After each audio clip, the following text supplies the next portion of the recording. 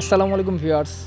আজকে আমাদের গন্তব্য হচ্ছে হযরত শাহজালাল ও শাহপরান মাজার। তো আমরা ঢাকা থেকে একটি বাস নিয়ে চলে যাই সিলেটের কদমতলী বাস টার্মিনালে। সেখান থেকে জনপ্রতি 50 টাকা সিএনজি ভাড়া দিয়ে চলে যাই হযরত শাহপরান মাজারের উদ্দেশ্যে। তো এমন একটি ভিউ দেখতে দেখতে আমরা হযরত শাহপরান মাজারের উদ্দেশ্যে রওনা হলাম। তো আগেই বলে রাখি, শাহপরান মাজারের সামনে অনেক সিন্ডিকেট থাকবে এবং অনেক লোকাল চোরবাটপার থাকতে পারে, সেখান থেকে সাবধান। আর ওটা সাইনবোর্ডও আপনি লেখা দেখতে পারবেন। আর এমন একটা ভিউ দেখে মনে হচ্ছে যে ওনারা একজন একদিক দিয়ে উঠতেছে আরেক দিক দিয়ে নামতেছে, কিন্তু উল্টা পায়ে। এখন আমরা তো মসজিদের মসজিদে ঢোকার সময় তো এভাবে ওঠানামা করি না। তো এই যাই হোক, ব্যাপারটা একটু উইয়ার্ড লাগছে।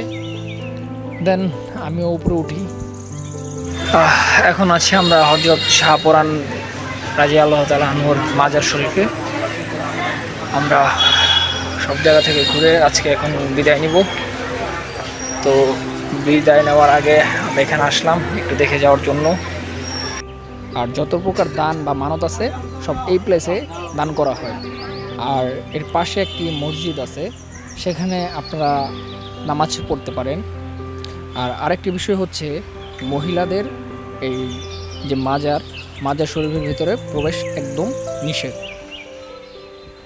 আর মাজারের ভিতরে কোনো প্রকার ভিডিও করা নিষেধ। আমি ভিডিও করার চেষ্টা করেছিলাম, তারা বাধা দেওয়ায় আমি দূর থেকে একটি ভিডিও ফুটেজ নিয়েছি। মাজার দেখা শেষ, মাজারের ভিতরে ভিডিও করা নিষেধ, সেজন্য ভিতরে আমরা ভিডিও করি নাই। আমরা নেমে চলে যাচ্ছি, সামনে যাই দেখি কি হয়। সেই মাজার থেকে বেরিয়ে মাজারের সামনে থেকে জনপ্রতি 70 টাকা করে আমরা একটা লোকাল সিএনজি নিয়ে নিই। আপনারা অবশ্যই দামাদামি করে নেবেন, কারণ আগেই বলেছিলাম এখানে অনেক সিন্ডিকেট। এখন আমরা আছি হযরত শাহজালাল মাজারের কাছাকাছি। মাজার রোড দিয়ে আমরা এখন মাজারের দিকে যাচ্ছি। হয়তো আর 30 সেকেন্ডের মতো সময় লাগতে পারে। আমরা প্রায় আগে এসে পড়েছি। আমি যেখানে আছি এখান থেকে স্পষ্ট মাজারের গেট দেখা যাচ্ছে। এখন আমরা যাচ্ছি মাজারের দিকে। এই মাজারের পাশে অনেক হোটেল পেয়ে যাবেন, চাইলে সেখানেও রাত্রি যাপন করতে পারেন। এই নিয়ে আমার একটা ভিডিও আমার চ্যানেলে আছে, চাইলে দেখতে পারেন। আমরা এখন আছি শাহজালাল মাজারের সামনে। ভিতরে ভিডিও করা যায় কিনা আমি সঠিক জানি না। আমি ভিতরে যাব, ভিতরে গিয়ে যদি ভিডিও করার প্রসেস থাকে আমি ভিডিও করব, ভিডিও করে দেন আমরা বাকি পর্ব শুরু করব। এখন আমি যাচ্ছি শাহজালালের ভিতরে।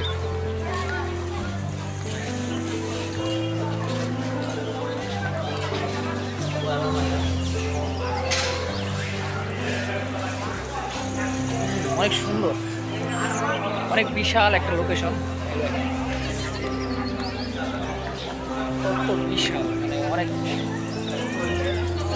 অনেক বড় পরিসরে একটি জায়গা নিয়ে মাজারটা তৈরি। আর অপোজিটে কবুতর আর কবুতর। এখন হয়তো আলো নেই, আলো না থাকার কারণে আমি দেখাতে পারছি না, কিন্তু প্রচুর পরিমাণে কবুতর। এই অন্ধকারের মধ্যে কি পরিমাণ কবুতর এখানে আছে আপনারা দেখতেই পাচ্ছেন। এখানে প্রচুর পরিমাণে মানুষ ছিল। মূলত হযরত শাহজালাল ছিলেন ভারত উপমহাদেশের একজন বিখ্যাত দরবেশ। আর উনি যখন ইসলাম প্রচারের জন্য বাংলাদেশের সিলেট অঞ্চলে আসেন, ওনার সাথে ছিল 360 জন আউলিয়াগণ।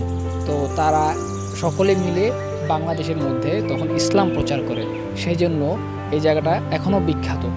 আর প্রতি বছরই এখানে লক্ষ লক্ষ দর্শনার্থী এসে ভিড় করে।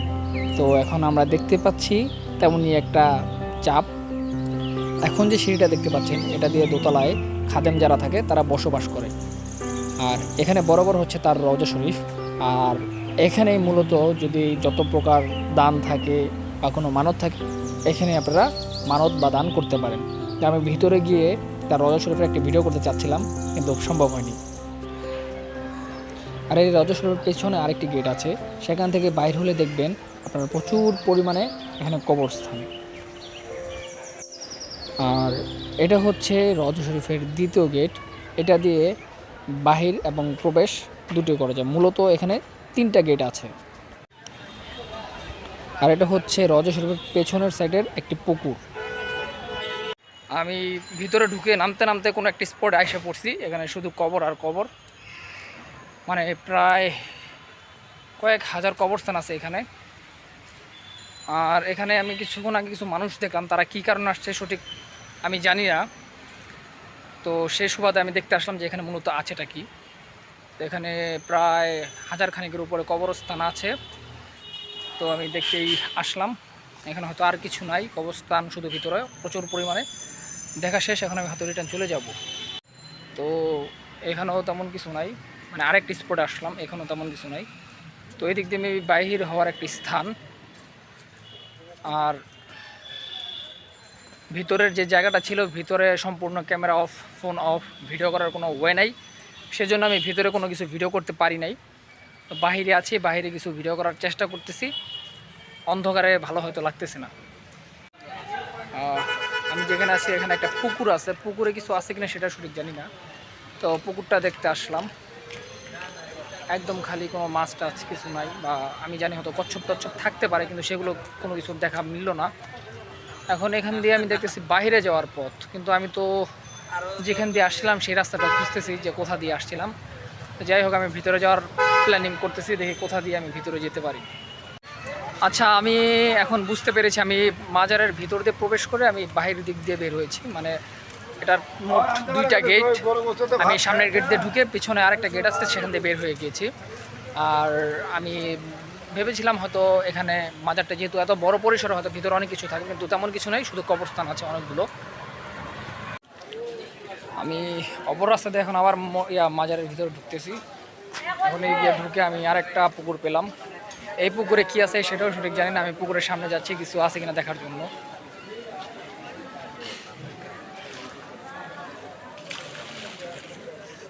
না, এই পুকুরের সামনে কিছু নাই, কিন্তু এই পুকুরটা একটু বড় আকার টাটছে।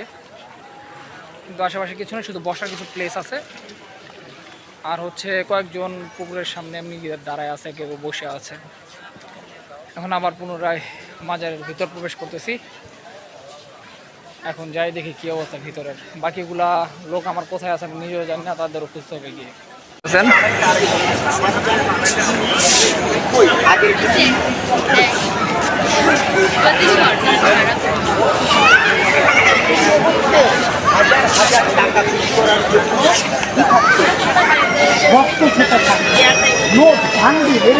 আমি সবসময় এগুলো পাঠাই। কেন পাঠাই জানেন? আমার মেল ফ্যাক্টরিতে অনেক লোকের টাকা আসে, আমি লাভের অংশটুকু শুধু ওদের বোনাস থেকে শুরু করে আভিজাত্যটা আদান প্রদান করা থেকে যা লাভ সম্পূর্ণতা মাজারে দেওয়ার জন্য আহ্বান করে রেখেছি।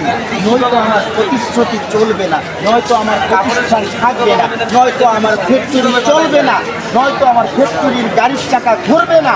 কারণ বাবা ছাড়া কোনো ফলাফল এই দুনিয়ায় ভালো আসবে না কারো। ভাইয়া, একটা কথা মনে রাখবেন, আপনারা সবাই যদি চান, সবাই যদি মন প্রাণ উজাড় করে, আপনি ধনী হন গরিব হন যাই হন না কেন, আপনার ময়লাটা আপনি নিজে যদি নির্দিষ্ট জায়গায় ফেলেন, আমার বাবার মাজারটা পবিত্র থাকবে। আপনার বিড়ির পুট্টিটা আপনি যদি নিজে টেনে নির্দিষ্ট জায়গায় ফেলেন, তাহলে আর কখনো মানুষ ওটা দেখবে না, ভালো মানুষের চোখে পড়বে না, ছিছা করবে না, বাবা তাকে সন্তুষ্ট করবে। এবং কি এই যে খানার প্যাকেটগুলো দিচ্ছেন বাল বাচ্চাকে খাইয়ে, ওগুলো আর একজন পাড়াচ্ছে, নামাজি লোক, বেনামাজি লোক, বেধর্মী লোক, ধর্মী লোক, সবাই পাড়াচ্ছে। আরে বাপ, খানার জন্য মারামারি, কাটাকাটি, খুন খারাপি সব করলাম, সেই খানায় যদি যেখানে সেখানে পড়ে থাকে আমার বাবার মাজার উচ্ছৃঙ্খলা করার জন্যে, তবে তোমাদেরকে আমি গালি না দিয়ে কি করব বলো? ঠিক। মানুষ হতে শেখো, মানুষ হলে স্বর্গে পাবে।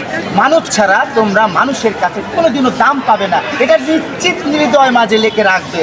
বাবাকে পেতে হলে খালি সুন্দর কাপড় চোপড় পরলেই পাওয়া যাবে না, সুন্দর ভিতরটাকেও করতে হবে, তাহলে পেয়ে যাবে। 2 দিন লাগবে পেতে। মানুষের টাকা আছে বলে ও বিশ্বাস করে, টাকা দিলে বাঘের চোখ নিলে বাবা মিলবো কতগুলা, 360 জন আছে, 1000 টাকা নোট দিব, আরেক জায়গায় দিব 2000, একদিনকে মিলবই ঠিকই। কোনোদিন সম্ভব না, টাকা দিয়ে বাবার মন পাওয়া যাবে না, ইবাদত করলে পাবে বাবা।